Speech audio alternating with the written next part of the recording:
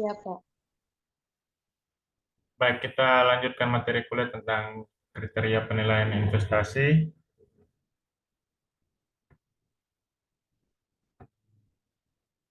Materi ini saya ambil dari internet, jadi nanti kalian juga bisa lihat sendiri. Bisa terlihat di layar kalian? Bisa, Pak. Bisa, Pak. Oke. Bisa, Pak. Oke. Jadi minggu lalu kita sudah belajar tentang net present value adalah nilai keuntungan bersih atau perolehan keuntungan yang diperoleh di akhir pekerjaan suatu proyek investasi. Dan ini rumusnya. Jadi untuk diskon rate-nya ini atau DF-nya ini kan mengikuti jumlah tahun. Jadi kalau tahunnya berapa, misalnya tahun 5 berarti dari diskon rate pangkat 1, pangkat 2, pangkat 3, pangkat 4, sampai pangkat 5 dikurangi dengan investasi awal atau investasi bersih dalam PowerPoint ini. Minggu lalu juga sudah ditonton video yang saya bagikan.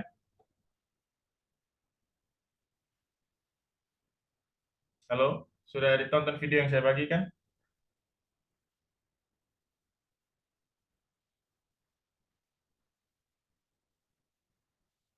Sepertinya belum ya. Oke, kita lanjut saja materi. Minggu depan sudah ujian akhir ya, nanti akan.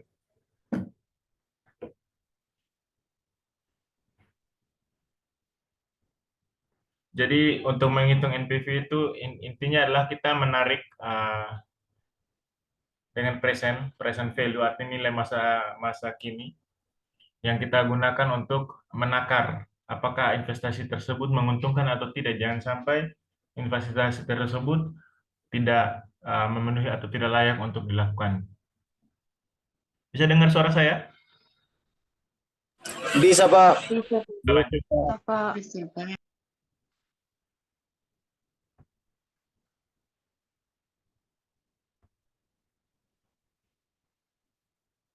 Oke, net present value itu adalah selisih nilai sekarang dari penerimaan dengan nilai sekarang dan investasi tersebut. Contohnya begini, ada suatu proyek investasi membutuhkan dana investasi sebesar 600 juta dengan tingkat suku bunga 21% dan diharapkan mempunyai usia 4 tahun dengan penerimaan bersih selama usia investasi dengan nilai berturut-turut sebagai berikut. Pada tahun pertama, ini penerimaannya ya. Penerimaannya itu 150, tahun kedua 250, tahun ketiga 300, tahun keempat 400 juta. Pertanyaannya adalah hitung besarnya NPV. Yang harus kita lakukan adalah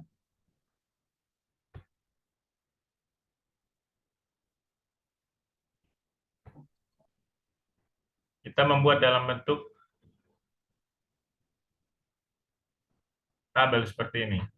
Tabel perhitungan NPV. Yang pertama tahun, yang kedua kolomnya adalah penerimaan, yang tadi datanya tersedia. Diskon faktornya berapa? 21%. Ya, 21 artinya 1 kurang 21 pangkat 1, pangkat 2, pangkat 3, pangkat 4 yang tadi di sini. Rumusnya ini 1, bukan 1 kurang, 1 tambah. 1 tambah berapa? Tadi 21. 21 berapa? 0,21. 1 tambah 0,21 berarti 1,21 dipangkatkan 1. Dan seterusnya sampai tahun keempat berarti pangkat 4. Silakan kalian hitung 1,21 pangkat 1 dibagi dengan tadi. Totalnya berapa ini?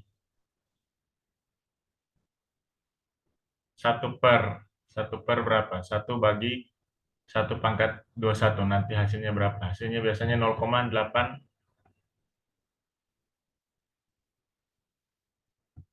0,826. Tahun kedua, diskon faktor 21%-nya turun menjadi 0,683. Tahun ketiga semakin kecil. Tahun keempat semakin kecil karena pangkatnya semakin besar pembaginya. Sehingga ketika 1 dibagi dengan masing-masing nilai itu akan semakin kecil. Nah, penerimaannya gampang. 150 kalian kali dengan 0,826. Hasilnya berapa? 123.900.000 rupiah. Begitu pula 250 juta dikali dengan 0,683, hasilnya 107. 300 juta dikali dengan 0,5 ini kan hampir setengahnya, berarti 169 juta, 169 juta 200 ribu. 400 kali 0,467 ini Setelah itu kalian jumlahkan. Jumlahkan berapa? 650 juta. Investasi awal tadi di soal berapa? Di soal adalah investasi awalnya 600 juta. Berarti 650 dikurangi dengan 600 juta, maka dapatlah net present value. Net present value-nya berapa? 50 juta 650. Kriteria NPV kalau lebih besar dari satu berarti proyek tersebut layak untuk diteruskan.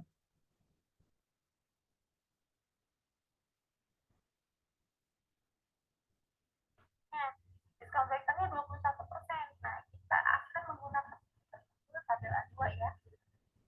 Nah, ini ada yang namanya tabel. Tabel ini tabel Tabel A2 ya. untuk FIF itu. Future Value Interest Factor. Ini untuk $1. Jadi kalian bisa lihat ini sampai bunganya berapa. Bisa kalian pakai untuk nanti 1/1. Ini interestnya. N-nya itu tahun dipangkatkan. Tapi tadi perhitungan yang minggu lalu saya bagikan videonya itu juga sudah bisa. Intinya kalian mau menghitungnya pakai kalkulator atau komputer supaya lebih teliti. Ini 21% tadi kalian lihat. Tahun pertama 0,826, tahun kedua 0, sama. Kalau 21% itu gampang. Tinggal kita ambil dari tabel, mau hitung mandiri juga, silakan.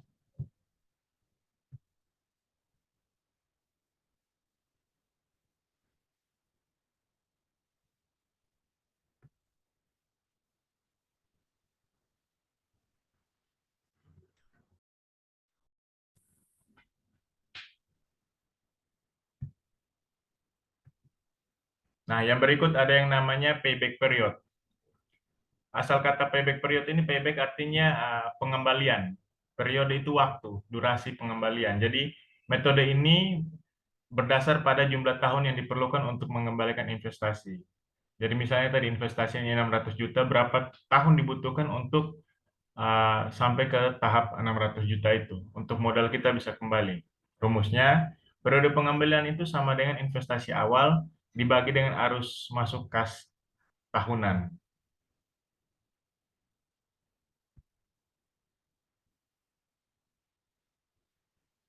Nah, contohnya ini.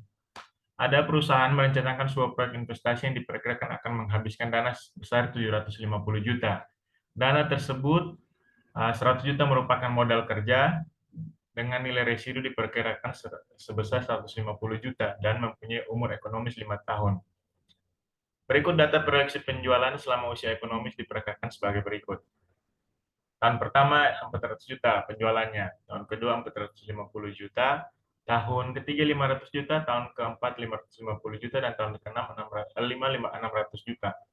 Struktur biaya pada proyek ini adalah biaya variabelnya 40%. Silakan kalian buka kembali catatan mata kuliah pengantar ilmu ekonomi terkait apa itu biaya variabel dan biaya tetap non penyusutan. Ada biaya tetap itu ada dua, ada pajak dan juga ada penyusutan. Dan ada biaya tetap penyusutan sebesar 100 juta. Selain itu nilai penyusutan adalah sebesar 100 juta. Pajak yang diperhitungkan 30% dan return yang diharapkan sebesar 18%. Hal yang pertama kita lakukan adalah kita harus menghitung yang namanya cash flow atau arus kas yang masuk dan keluar dalam perusahaan mulai dari investasi dilakukan sampai berakhirnya investasi. Nah, ini tadi tahun pertama, tahun kedua, tahun ketiga, sampai tahun kelima. Tahun pertama penjualan tadi data sudah tersedia 400 juta, 450 juta, tahun kedua 500 juta, 550 sampai 600. Biaya variabel tadi sudah ditentukan juga. Berapa persen, berapa persen, berapa persen, atau dari total penjualan. Biaya tetap non penyusutan, itu biasanya stabil di angka 20.000 biaya tetap. Karena biaya tetap itu seperti pajak ya. Pajak kita bayar pajak tanah berapa sih? Tiap tahun paling sekitar biayanya fix. Kenapa dia disebut biaya tetap? Karena besarannya itu tetap fix. Sedangkan kenapa disebut biaya variabel? Karena jumlahnya itu bergantung pada besar atau kecilnya penjualan atau produksi. Contohnya ini, produksinya penjualannya 400, berarti biaya variabelnya 100. Begitu penjualannya meningkat, biaya variabelnya pasti meningkat. Kalian lihat, dari awalnya biaya variabel hanya 160 juta, ribu, sekarang sudah sampai 240 ribu. Biaya penyusutan, ini biaya tetap terbagi atas dua, biaya tetap non penyusutan biasanya untuk pajak dan sebagainya, dan biaya tetap penyusutan itu biasanya untuk biaya tetap penyusutan alat yang dipakai. Nah, total biaya, kalian jumlahkan, 160 tambah 20 tambah 100, jadi berapa? 280 ribu. Begitu pula di tahun kedua, tahun ketiga, hingga tahun kelima. Setelah itu laba sebelum pajak ada, datanya tersedia, dan pajak itu 30%. Silakan dihitung, 30% dari berapa ini? 30% dari laba. Berapa? 30% dari 120 ribu, 36 ribu. 30% dari 150 ribu, ya 45 ribu. 30% dari 180, yaitu 54 ribu. 30% dari 210, 63 ribu. Dan 30% dari 240 ribu itu 72 ribu. EAT, yaitu Earning After Tax, ada penghasilan setelah pajak, tinggal kurang. 120 kurang 36, 84 ribu. 150 kurang 45, ya 105 ribu. 180 kurang 54 ribu dapat 126 ribu, dan seterusnya. Setelah itu penyusutan kita sudah ada data di sini. 100 ribu sama. Nilai residu sudah ada data tadi di soal, 150 ribu. Modal kerja juga ada 100 ribu. Setelah itu kalian kurangi. Nilai residu dan modal kerja itu hanya berada pada tahun terakhir. Sehingga dia hanya dikurangkan pada tahun terakhir. Ini tadi total pengurangan tadi 400 ribu kurang 280 ribu kurang 84 ribu, hasilnya 184. Begitu. Yang saling mengurangi itu yang bold saja. Oke, selanjutnya kita sudah dapat yang namanya cash flow atau arus kas untuk pengurusan. Bagaimana Elvira Manek, ada yang mau ditanyakan? Elvira Kristina Manek, ada yang mau Tidak, Pak. Ya, kalau tidak mikrofonnya dinonaktifkan. Setelah mendapatkan yang namanya cash flow di sini, kita akan pindahkan untuk menggunakan data berikut.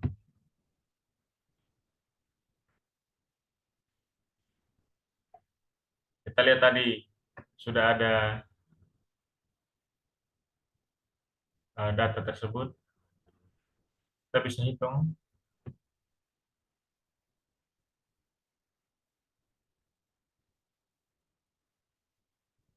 Untuk payback-nya nanti.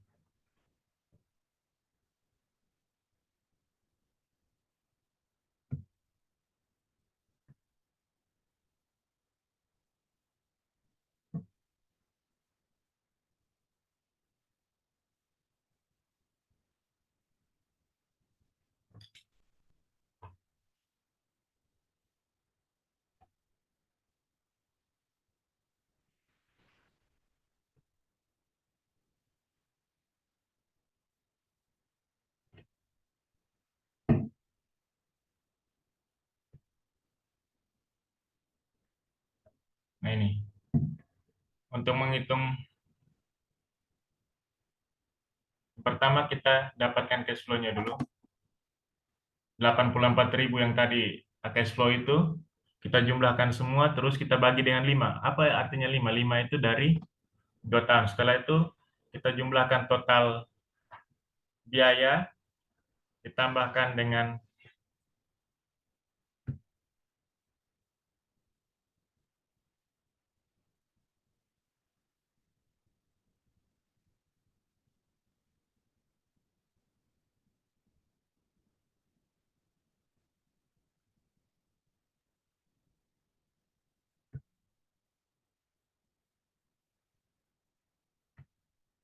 total investasi awal 755.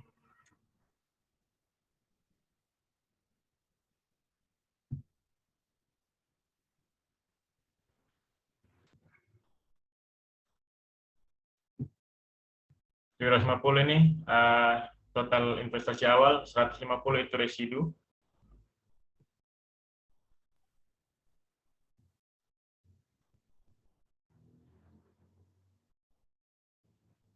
Dibagi 2. Dapatnya ARR-nya itu 28%. Karena tingkat keuntungan yang disyaratkan, di soal tadi sudah ditentukan tingkat keuntungan yang disyaratkan harus 18%, maka menurut metode ini proyek investasi ini layak. Karena hasil dari ARR itu 28% lebih besar daripada penghasilan atau pengembalian yang diharapkan, yaitu 18%. Nah, sekarang payback period bagaimana? Nah, kalian lihat tahun pertama investasinya berapa? 750.000 kan? Cash flow tahun pertama berapa? 184.000 kurang 750 kurang 184 berapa? 556. Oke, kita hitung cash flow tahun kedua berapa? 205.000. 566 kurang 205.000 berapa? 361. Cash flow tahun ketiga berapa? 226.000. 361 yang hasil pengurangan di sisa di cash flow tahun kedua itu kita kurangi dengan 226.000. Kita dapat hasilnya 135.000. Dan cash flow tahun keempat itu 247.000. Nah, harapan kita adalah investasi itu 3 tahun. Jadi 3 tahun ditambah dengan nilai terakhir cash flow tahun ke berapa? Setelah tahun ketiga berarti berapa? Cash flow-nya 135.000 dibagi dengan cash flow tahun keempat dikali 1 tahun sama dengan 3,05 tahun. Maka investasi ini layak sebab payback periodnya lebih kecil dari target pengembalian investasi.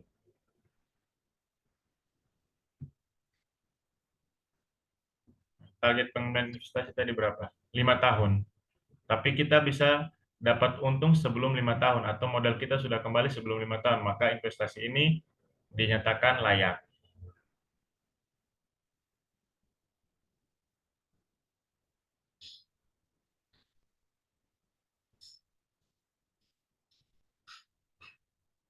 Oke, ini ada contoh lagi. Sebuah proyek dengan investasi sebesar 500.000 mempunyai usia ekonomis 3 tahun. Selama 3 tahun memperoleh penerimaan bersih sebesar 250.000 per tahun. Berarti nanti ada 750.000. Dengan nilai R atau suku bunganya itu revenue-nya 20%. Berapa IRR-nya? IRR ini interest rate of return. Jadi pengembaliannya dihitung berdasarkan tingkat suku bunganya. Apakah layak atau tidak? Total present value penerimaan itu 250.000 dikali dengan IRR-nya di tabel itu 2,106. Hasilnya 526.500. Investasi kita awal berapa? 500.000.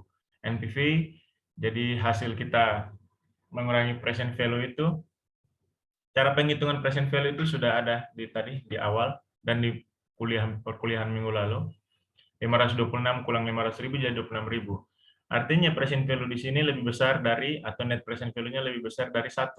Investasi ini layak. Dengan return 24% bagaimana?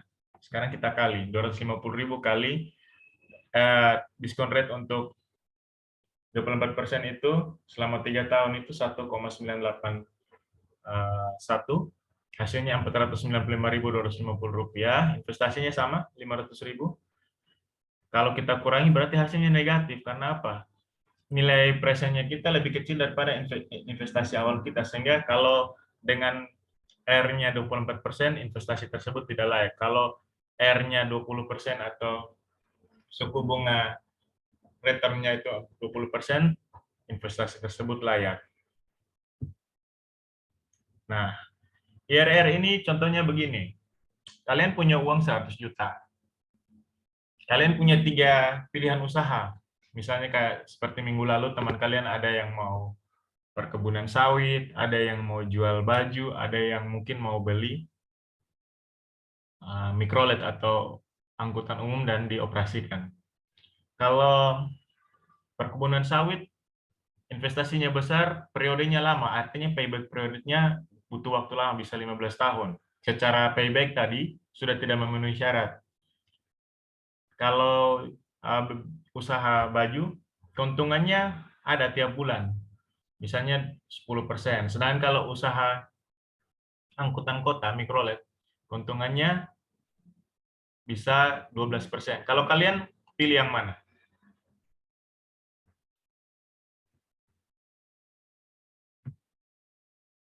Kalian pilih yang mana? Ada 3 jenis usaha tadi. Tanam kelapa sawit, jual baju, sama punya mikrolet. Kalau kelapa sawit keuntungannya lama, karena butuh waktu sekitar 15 tahun. Kalau tadi jual baju, keuntungannya cepat, tapi kecil, sekitar 5%. Kalau mikrolet sekitar 10%. Kalian pilih yang mana? Kelapa sawit, Pak. Kenapa kelapa sawit? Mikrolet, Pak. Yang kelapa sawit kenapa?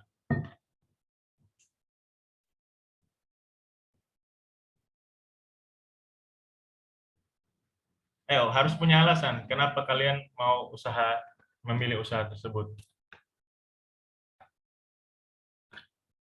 Jangan asal-asal menebak karena usaha kelapa sawit, karena tidak harus punya alasan ilmiah.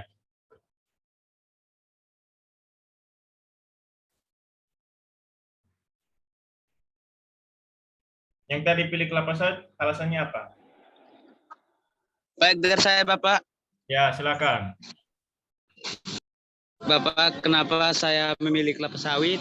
Karena kalau kita melakukan suatu bisnis, memilih kelapa sawit itu, karena itu adalah bisnis tetap. Jadi, dia tidak berpindah, Bapak. Jadi, biar kita menunggu 5 tahun ke depan, tetapi penghasilannya itu tetap karena ketika 5 tahun ke depan dan ke atasnya itu, pendapatan kita itu semakin meningkat. Kalau jual baju saja, mungkin ini tahun kita jual, jam berikutnya kita tidak jual lagi, Bapak. Jadi saya pilih kelapa sawit saja, Bapak. Oke, baik. Ada yang lain?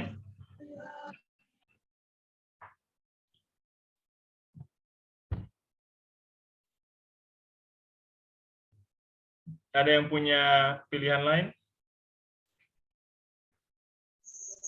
Ada, Pak. Silakan. Mikrolet, Pak. Bagaimana Natalino? Kalau menurut saya Bapak, pilihan usaha yang paling tepat yang berkaitan dengan materi kita kali ini, seperti yang tadi Bapak katakan, ada 3 pilihan, yaitu usaha perkebunan kelapa sawit, terus menjual pakaian, dan yang ketiga itu usaha mikrolet. Jadi saya memilih yang ketiga, usaha mikrolet, karena itu pemasukannya jelas. Dan untuk biaya pemeliharaan mikrolet itu sendiri, mau dibilang masih sangat mudah terjangkau dan biayanya juga agak sedikit, Pak.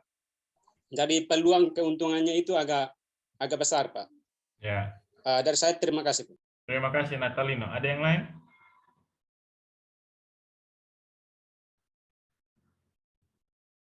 Sudah ada yang memilih mikrolet. Mikrolet itu bidang jasa ya. Jadi jasa angkutan. Ada yang kelapa sawit di perkebunan. Ada yang lain? Tidak ada yang mau berbisnis jual baju, clothing begitu?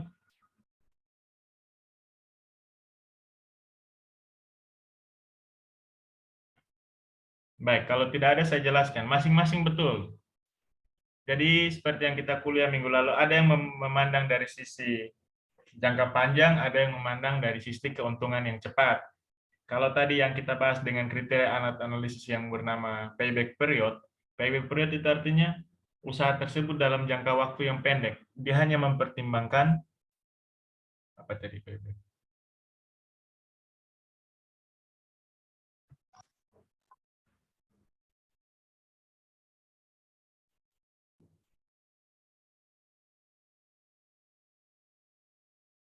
Payback itu hanya mempertimbangkan waktu pengembalian modal, ya ini. Periode pengembalian. Beda dengan yang kalau IRR. Kalau IRR itu tingkat suku bunga. Jadi contohnya begini. Kalian tadi contohnya mau usaha kelapa sawit, mau usaha jual pakaian, clothing, ataupun mau usaha angkutan, kalian harus menyelidiki atau menganalisis. Kalau kalian tahu ada tabungan yang namanya deposito,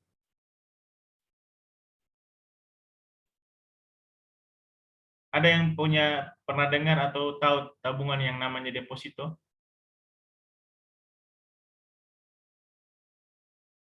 Jadi kalian belum pernah punya deposito ya? Masih tabungan ATM biasa saja, tabungan simpen des itu.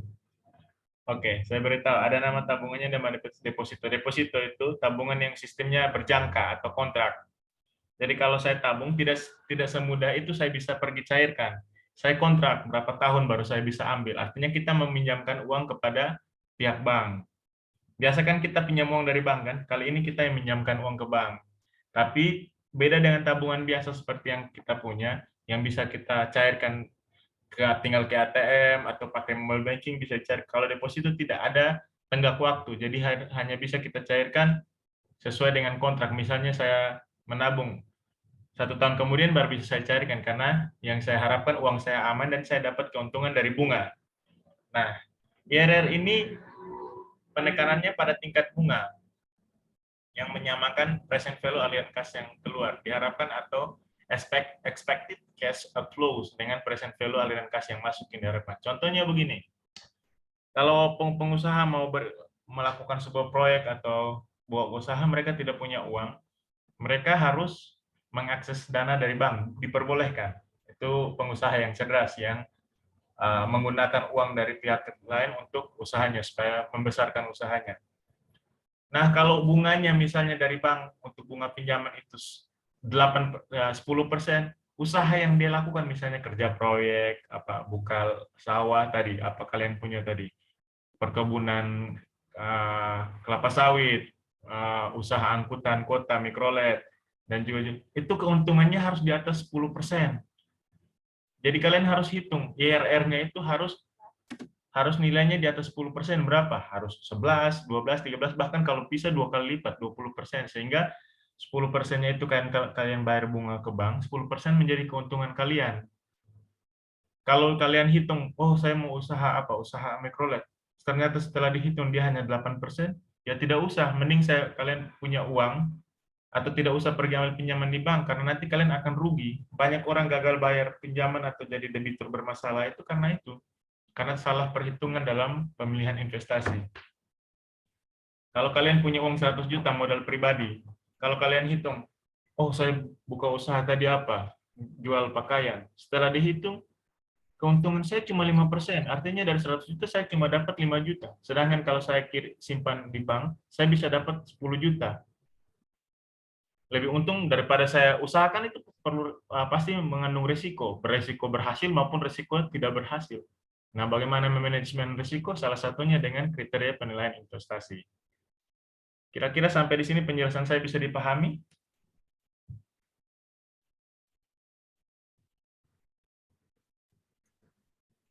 Atau ada yang mau bertanya? Kalau ada yang mau bertanya, saya persilahkan.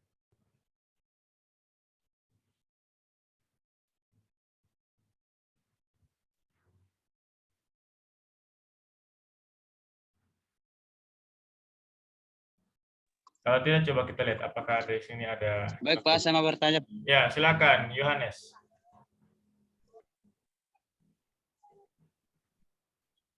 Coba ditampilkan Baik, wajah Pak, kamu ini yang ganteng itu. Saya mau bertanya berkaitan. Saya hanya lihat rambut dari sini. Oh ya, silakan. Wah. Saya mau bertanya tentang Pak. Ini Pak, contohnya kalau kita mau melakukan suatu investasi, tabungan yang kita akan pakai itu tabungan seperti giro atau lain-lainnya, itu yang cocoknya yang mana Pak? Kita menggunakan tabungan apa Pak? Oh iya. Kalau kamu punya usaha biasanya kalau atas nama pribadi pakai tabungan, tapi kalau nama perusahaan sebaiknya pakai giro. Karena itu tabungan badan hukum. Usaha kamu harus ada badan hukum. Tidak bisa usaha kamu hari ini kamu tidur, besok pagi kamu bilang saya mau buka CV. Tidak, CV kamu itu harus berbadan hukum.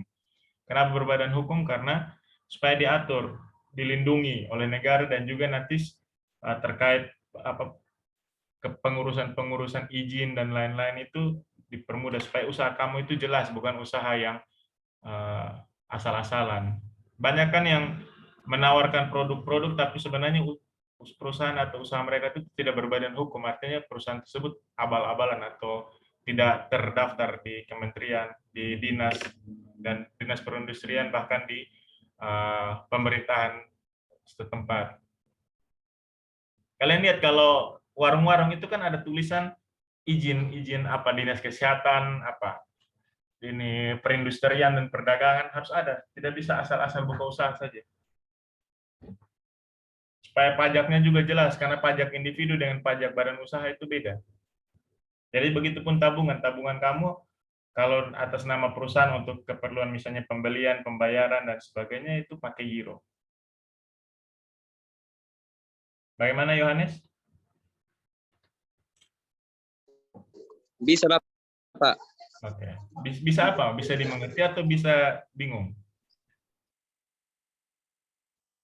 Bisa dimengerti Pak. Kalau melakukan suatu investasi, contohnya investasi suatu perusahaan itu harus menggunakan tabungan giro begitu ya Pak? Ya, kalau yang tabungan pribadi itu bukan nama perusahaan, itu nama kamu. Kalau kamu misalnya kamu punya usaha apa, CV Angin Ribut, ya, pakai nama tabungan giro. Kalau Yohanes Jefferson Cloud tabungan pribadi, begitu.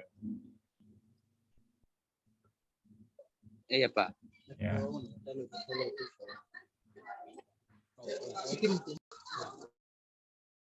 Oke, kita lanjut ya. Ini ada contoh. Ini contoh yang tadi. Kita akan hitung IRR-nya. Kita menggunakan tabel. Jadi kalian lihat tadi berapa persen? 24 ya. Nah, 20% R, 20% itu berapa? Harus 21,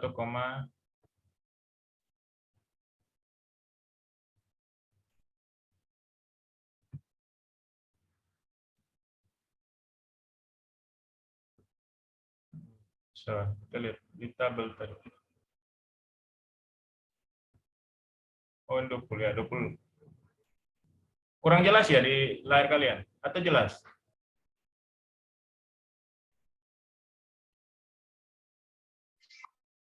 Iya Pak, kurang jelas Pak. Oke. Kira-kira dia di sekitar sini. 20% untuk berapa tahun? 4 tahun ya. Ya, 3 tahun, 20,106. Ya, di sekitar sini yang kursor saya. Jadi tinggal kalian kalikan. 250.000 kali 2,106. Hasilnya berapa? Dapatlah 526.500 dikurangi dengan investasi awal yang 500.000, hasilnya berapa? 26.500. Sedangkan kalau 24 itu di tabel nanti untuk tahun ke-24, sabar saya lihat. Itu nanti hasil, cara melihatnya sama, silakan nanti saya bagian videonya, kalian bisa perhatikan 1,981. Hasilnya pengalian 290.000 kali 1,981, 495.250 dikurangi dengan investasi awal, hasilnya negatif.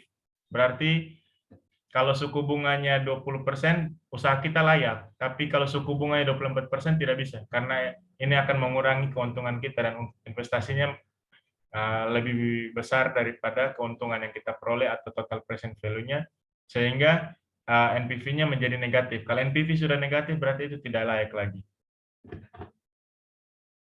Bagaimana? Sampai di sini ada yang mau bertanya? Kalau merasa kurang jelas, nanti akan saya bagikan juga videonya supaya teman-teman bisa mereview kembali materi hari ini.